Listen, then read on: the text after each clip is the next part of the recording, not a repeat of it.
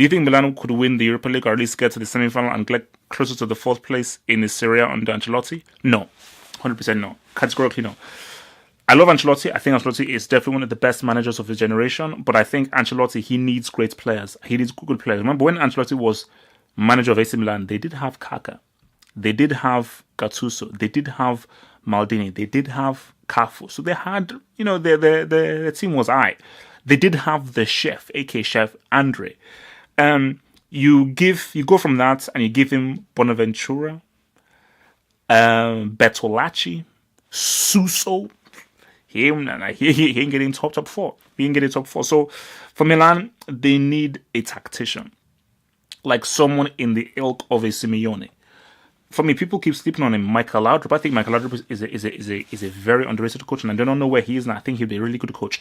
I think Seedorf would be a good coach to bring in someone who can really work with what they have, because what Milan have ain't great. Milan don't have quality in them. So they have good players, they don't have great players. So with those good players, you need the right coach to coach them and really get them playing in a system that can produce results, because all that matters are results, and Montella just isn't doing it for them at the moment.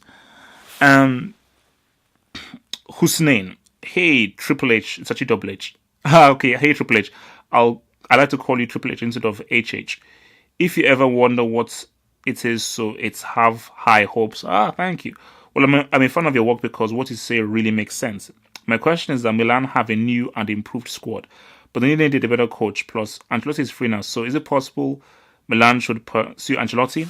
I'll echo the same sentiments of the last question. Ancelotti needs great players, which is what he had during his tenure at AC Milan, what he had at Chelsea, what he had at PSG. AC Milan do not have great players. They have good players, so therefore they need a tactician. Ancelotti is not a tactician. Montella is a tactician, but not a very good tactician. So I would say look at someone like a Michael Laudrup. They missed out. I think Di Francesco would have been a good person to get, because looking at what Di Francesco is now doing with these Roma guys now. So yeah, they definitely need somebody who can get the best out of what they have, rather than having to get his players to play at a level that they can't based on their skill level. Soto Awondodu. Hi Double H. There is this Nigerian, Francis Uzoho, making waves in the highly rated La Liga for Deportivo La Coruña. Some clips from the match. But obviously, I don't want to stop this and watch this thing now. Okay, well, let's just give this a quick gander, because I don't want to slow things down. Look, okay, he's Nigerian again. He needs to support. The video has been removed by the user. Okay, sorry about that. I will try and reset that at a later date, because obviously YouTube has removed that video. But thank you again. I am always out for looking for up and coming Nigerian talent. Oh God, I don't want this. I don't like this question. Manfred Gunzai, hello HH. What do you think of Kelechi? Why do you think Kelechi hasn't worked out so far at Leicester? Personally, I blame William Shakespeare for not playing him enough and not accommodating him in the proper system. Also, do you think he may have to leave Leicester in order for us to see the player who was bowling for City? So there are many different elements to this. First element is that he had to leave Man City because he needed the game time, especially in a World Cup season. The second element to this is Hoffenheim. Hoffenheim was on the cards. And Hoffenheim are an extremely exciting team.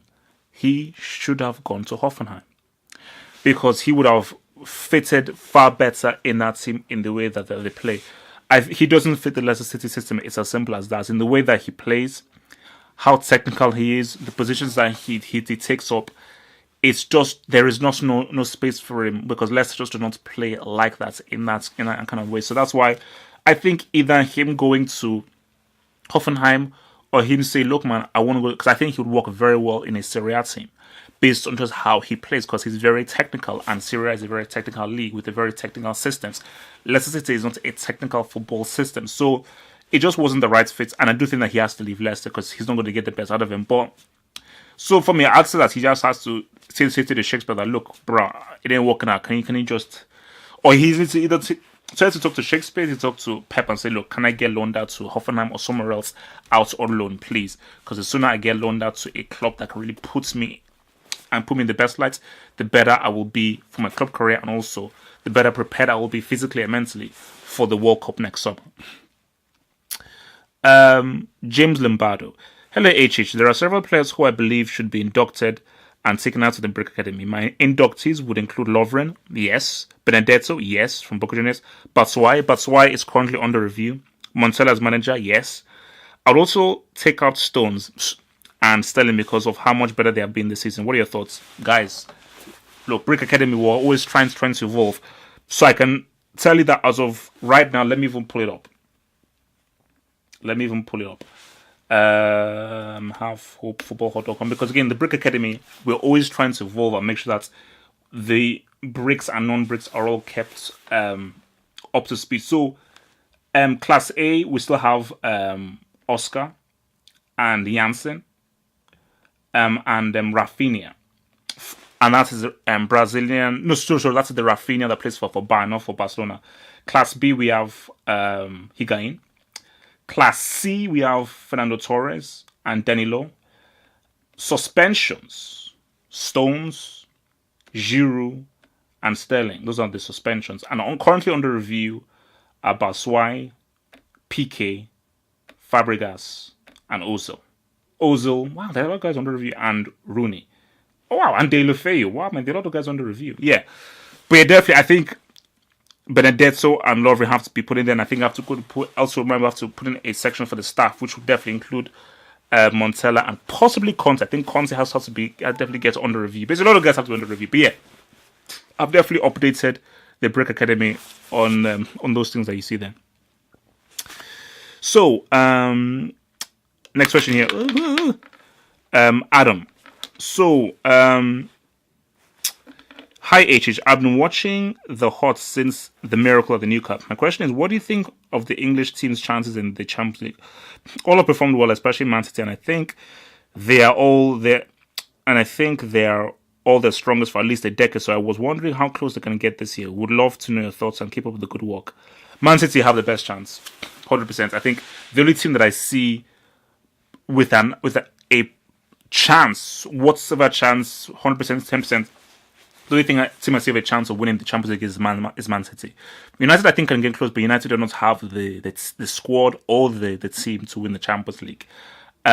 Chelsea, nope. They're not even going to get close. Liverpool are not even going to get close. Chelsea and Liverpool, 100%, they're not going to get close. Tottenham, I say for Tottenham, I say quarters max. I definitely think they'll make it out of the group. And I do think they'll beat whoever they face in the second round. Unless if they avoid like a big hit in the second round, I think they'll make it to the quarters. But by the time you get to the quarters and it's really the last 8, I don't see them going past the quarters. But for Man City, if they keep everyone fit, they get Aguero back, they have no major injuries. I think they can definitely make the semis, definitely.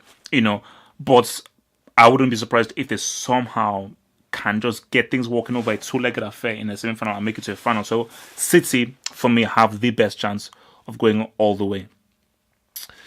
Max Akundov. Hey HH, what do you think would happen if Cristiano never left United? Would they struggle? Would they win? Would they have been garbage in the past 5 years with him? Would Real Madrid have been fine without him, or would they struggle? Thanks for your smart analysis. Keep it up, brother. If Cristiano never left United, United would have won more trophies. I definitely think that year in which Man City won, they wouldn't have won. United would have won. When City won in the last day, they wouldn't have won, especially with Cristiano and Van Persie. And I do think that Fergie leaves with another Champions League medal. Definitely. He definitely leaves with another Champions League medal. So he definitely has at least 3 Champions League medals to speak of. So yeah, I definitely think that they'll win one more Premier Leagues, maybe more FA Cups. And as for Real Madrid, they would struggle. So imagine if you take away all of Cristiano's G's and only have his Benzema and Bale, they would struggle. But then, as you say that, maybe Real would have gotten someone else. Maybe they'd have gotten Mbappe by now.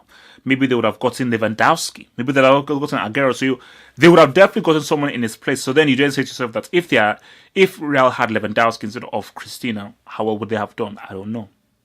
So, but I definitely think that they wouldn't have done as well, because based on the kind of G's that Cristiano has supplied for them, that's just a fact. Okay, I think we're definitely going to have to. So yeah, we're going to stop that there. So that's the end of part 1 of the Q&A. Part 2 is coming right up. Peace.